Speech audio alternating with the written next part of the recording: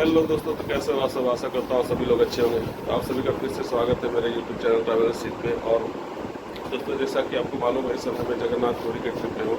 तो आज मेरा तीसरा दिन है और आज मैं जाने वाला हूँ एक नए ट्रिप में, जो कि बहुत ही इम्पोर्टेंट और बहुत ही हिस्टोरिकल प्लेसेस देखने को मिलेंगे, जिसमें चंद्रभागा, सूर्य मंदिर, कोणार्क और बौद्ध शांति स्तूप, खंडगिरी, उदयगिरी पहाड़ और जो बॉटनिकल गार्डन है भुवनेश्वर में। दोस्तों, पुरी के आसपास अगर आप किसी ट्रिप पे जाना चाहते हो तो आपको जगह जगह ट्रैवल एजेंट्स मिल जाएंगे, जो बस और टैक्सी जो भी आपको चाहिए उसके टिकट बुक कर देंगे।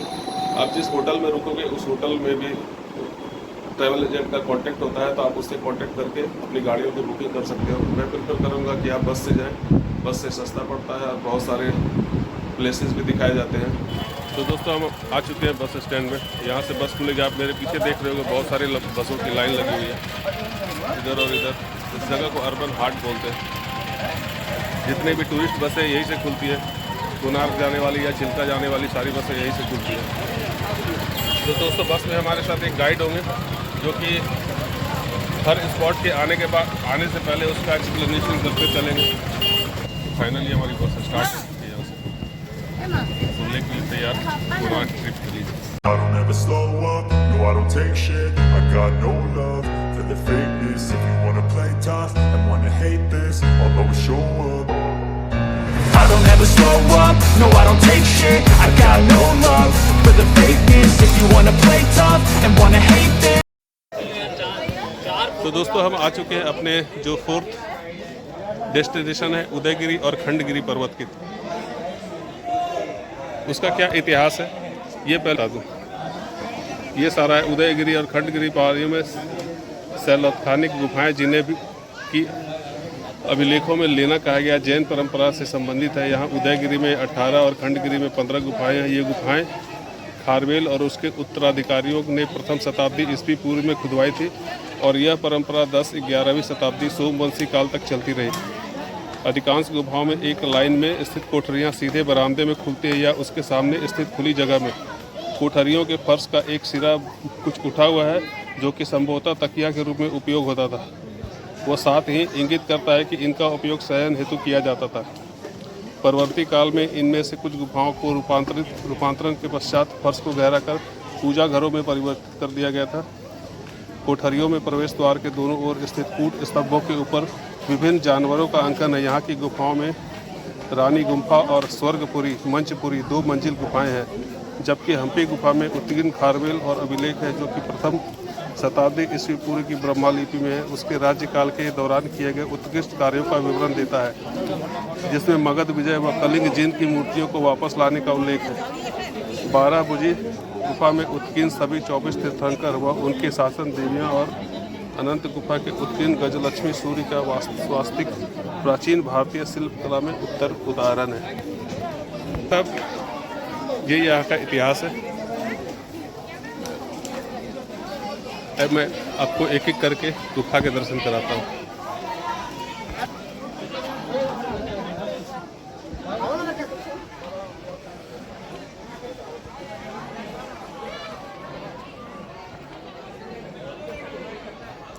तो दोस्तों, ये सारी गुफाएं हैं। जैसा कि अभी मैंने आपको बताया, वो पढ़ के दिखाया यहाँ के अभिलेख। यह 10वीं और 11वीं शताब्दी तक चलता रहा इसकी खुदाई।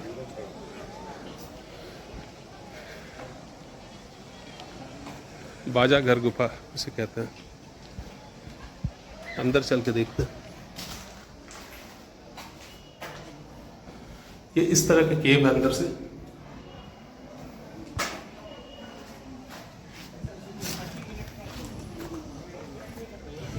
यह मुख्यतः जैन धर्म से संबंधित है। इधर है रानी गुफा। तो जैन धर्म में भाई साहब, जो तीर्थंकर होते हैं वो नंगे रहते थे और यहाँ पर तपस्या किया करते थे। तो उसी को देखते हुए यहाँ के राजा ने उनके लिए अलग अलग गुफाएं बनवाई, जो बहुत सालों तक चलता रहा। ये पूरे पत्थर को काट कर गुफाएं बनाई गई हैं।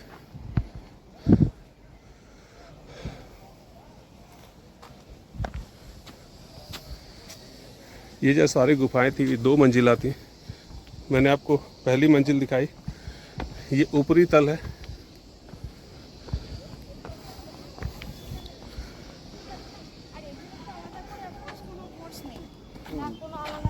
পড়াশোনা আছে, হতে পারে আগামী দিনে।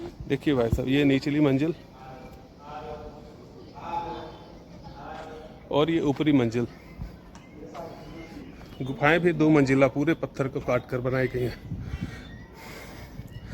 आप समझ सकते हो उस समय की इंजीनियरिंग कितनी उत्कृष्ट हुआ करती थी। और इस तरह के चबूतरे भी बनाए गए हैं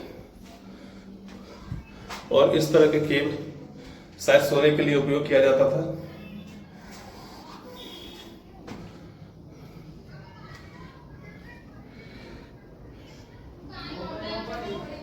ये सारी गुफाएं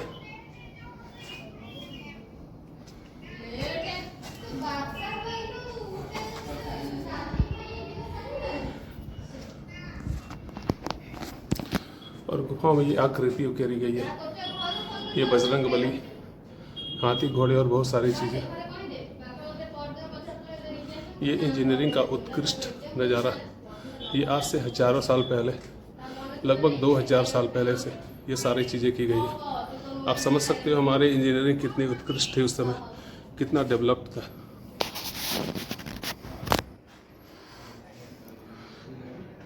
ये गुफाएं देखिए, ये गुफाएं जो अभी मैं दिखा रहा हूँ ये उदयगिरी गुफा है। खंडगिरी इसके दूसरी तरफ है।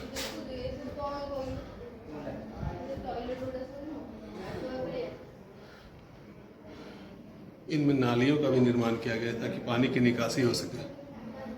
ये देखिए पूरे सिस्टमेटिक ढंग से इसे डिजाइन किया गया था ताकि जो ऊपर से रिसने वाला पानी नालियों के द्वारा बाहर चला जाए।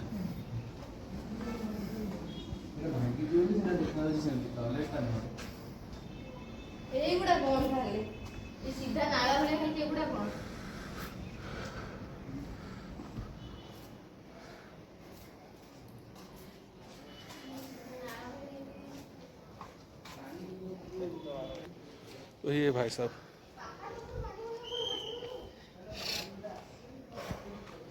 उदयगिरी की गुफाएं जो कि जैन धर्म से संबंधित है और जो मॉन्क होते थे, जैन भिक्षु, जैन साधु, ये उनके लिए बनाया गया था तत्कालिक राजा के द्वारा ताकि वो अपनी तपस्या यहाँ पर कर सके।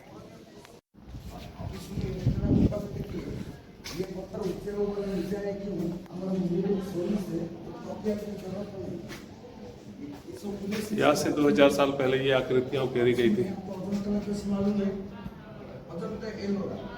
विभिन्न मुद्राओं की आकृतियाँ।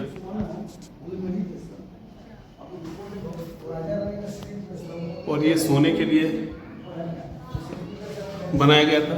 और उधर जो आप देख रहे हो थोड़ा सा उकरा हुआ है, थोड़ा सा उठा हुआ है।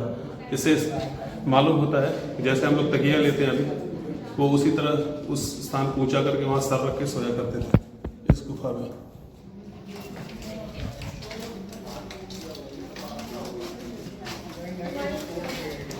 तो ये पुराना ही वाला है या आर्कियोलॉजिकल डिपार्टमेंट ने वो किया है? अभी देखिए ये ऊपर देखो से डांसिंग का स्टैचू है। हमारे तो ओडिसी प्रोग्राम में डांसिंग का स्टैचू है। अभी सुनिए, आप तो कोणार्क टेम्पल मालूम है? हाँ, जैसे हमारे कोणार्क में जो स्टोन का डिजाइन बना है, थोड़ा इधर देखो, ये बनाना सिंबल देखो, सीधा इधर ये बनाना देखते हैं। देखो मैडम, ये बनाना सिंबल डाउन ऑन मैंगो, ये वन एलिफेंट सिंबल। अभी थोड़ा ऊपर चले राजा रानी का सिटिंग प्लेस एलिफेंट जो है केला खा रहा है। हाँ जी, और नीचे मैंगो है। अभी सुनिए, थोड़ा ऊपर चला पर राजा रानी का सिटिंग प्लेस दिखाएंगे और उन्होंने का टेलीफोन सिस्टम देंगे एक को। अब तो गोलकुंडा कोर्ट मालूम है हैदराबाद, हाँ मैं गया हूँ। वो तालीमान में से दूसरी साइड आवाज नहीं उधर थोड़ा राजस्थान कैमरा में भी दीजिए, है। कैमरा। ये वो भाई गोलकुंडा कैमरा दे दो। राजस्थान में अच्छा फोटो खींचेंगे। अब थोड़ा इधर आधे आदमी खड़ा हो जाए, इधर इधर आधा आदमी और वो साइड आधा आदमी। तो भाई साहब जो जगन्नाथ मंदिर है वहाँ पे जो शिलाखंड लगे, जो पत्थर लगे, वो यहीं से ले जाके बनाए गए थे, इसी पहाड़ से। यहाँ से जगन्नाथपुरी की दूरी लगभग 70 से 80 किलोमीटर दूर है। और आप समझ सकते हो इतनी दूर तक यहाँ से इतने बड़े बड़े चट्टान कैसे ले जाए गए होंगे।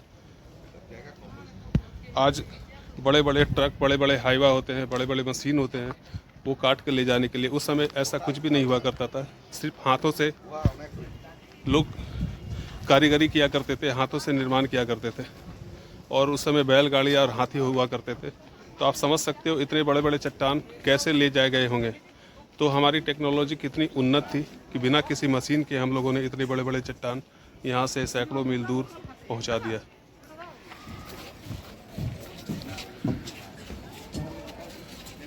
वो जो सामने गुफाएं बनी होती हैं दिख रही है, वहीं पे राजा और रानी का आसन लगा करता था, वहीं पे राजा रानी बैठते थे।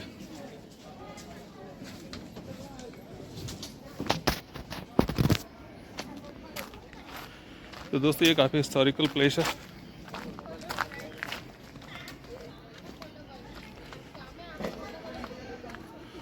और इन जगहों पे आने के बाद आपको अपने हिस्ट्री पे, अपनी संस्कृति पर गर्व होता है। बहुत ही उन्नत संस्कृति हुआ करते थे हम, और आज सब कुछ खो दिया हमने।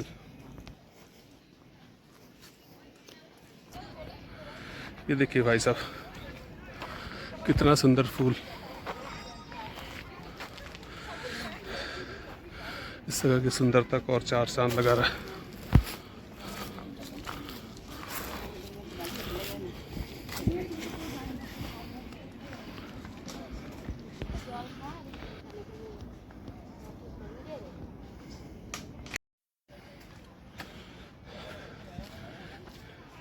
ये बहुत दूर दूर तक फैला हुआ है।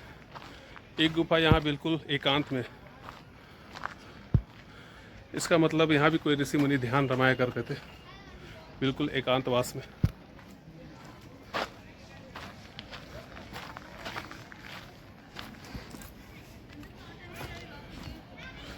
गणेश गुफा इस जगह का नाम है, केव नंबर 10।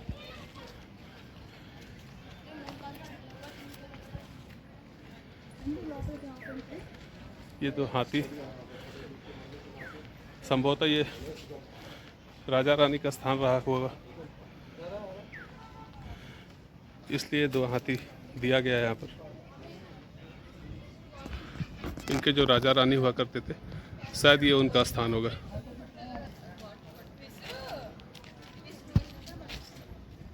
बहुत ही अद्भुत स्थान है भाई साहब। अभी और ऊपर लेके चलता हूँ आप लोगों को।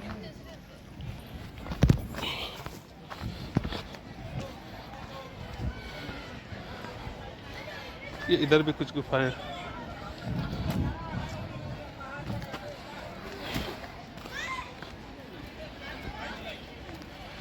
धनधर गुफा, केव नंबर 15।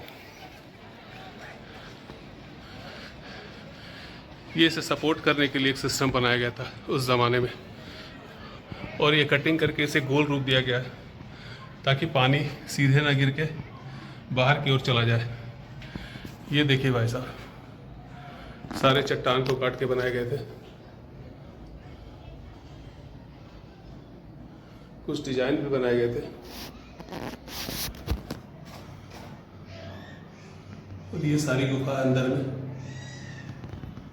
ये पूरा रॉक है, रॉक को काट के बनाया गया।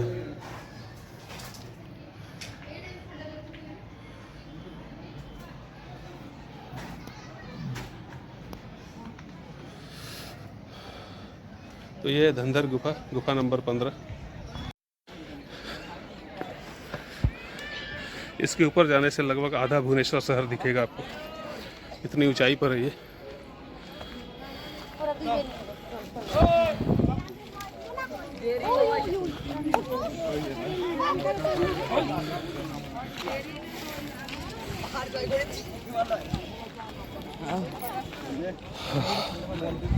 ये भाई साहब भुवनेश्वर शहर का नज़ारा देखिए।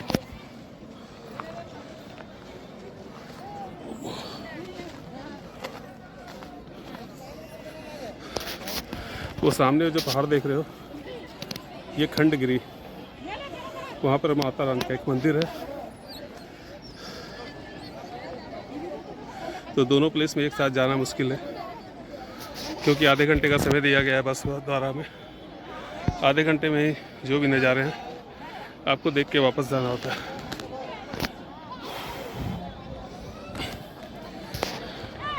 ये सारा भुवनेश्वर शहर, ये यहाँ के सबसे जो ऊंचा टीला है, यहाँ से आपको सारा नज़ारा दिखेगा दूर दूर तक।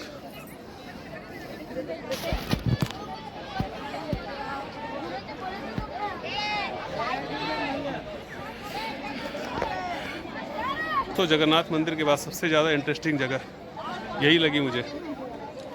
बहुत ही अद्भुत कारीगरी का नज़ारा।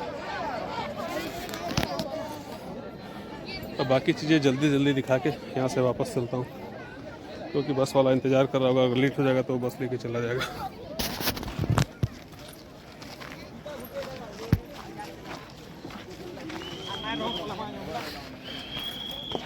ये चैत्य गुफा, जो कि इसे जुड़ाई करके बनाया गया था और शायद समय के साथ ये नष्ट हो गया।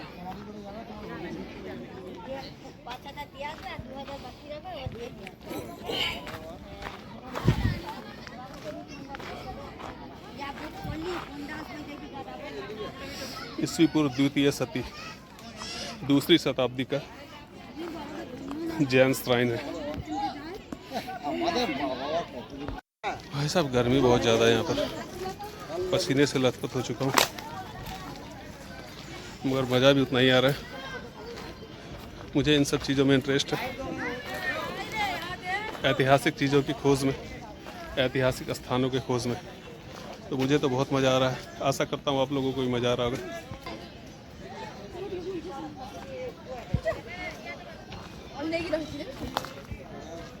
तो दोस्तों ये रहा खंडगिरी और उदयगिरी का वीडियो। बस वाले ने फ़ोन कर दिया, हमारा टाइम ऑफ हो चुका है, जल्दी से बस की ओर जाना है, वरना बस वाला मुझे बिना लिए ही वापस चला जाएगा। जाते जाते ये सारी चीज़ें दिखाता रहूँगा। ये सारे केव्स हैं।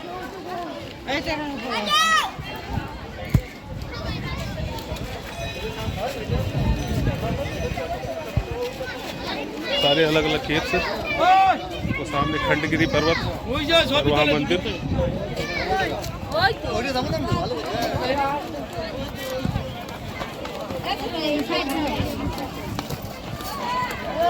और ये हमारे देश का झंडा। अभी भी लोगों का आना जारी है। ये पातालपुरी गुफा मैंने अभी दिखाया था आप लोगों को।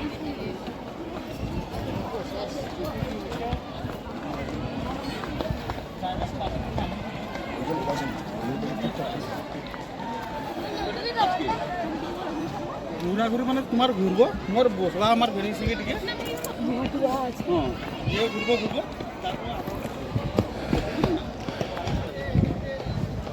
तो दोस्तों कैसा लगा आपको ये वीडियो उदयगिरी और खंडगिरी का? आशा करता हूँ आप लोगों ने लाइक किया होगा, और अगर लाइक किया होगा तो मेरे चैनल को सब्सक्राइब और वीडियो को लाइक और कमेंट जरूर से कर दीजिएगा, ताकि मेरा उत्साह बढ़ता रहे और भी वीडियोज़ आपके लिए बनाता रहूँ। तो फिर मिलते हैं नेक्स्ट वीडियो में, नेक्स्ट सेशन में। तब तक के लिए बाय।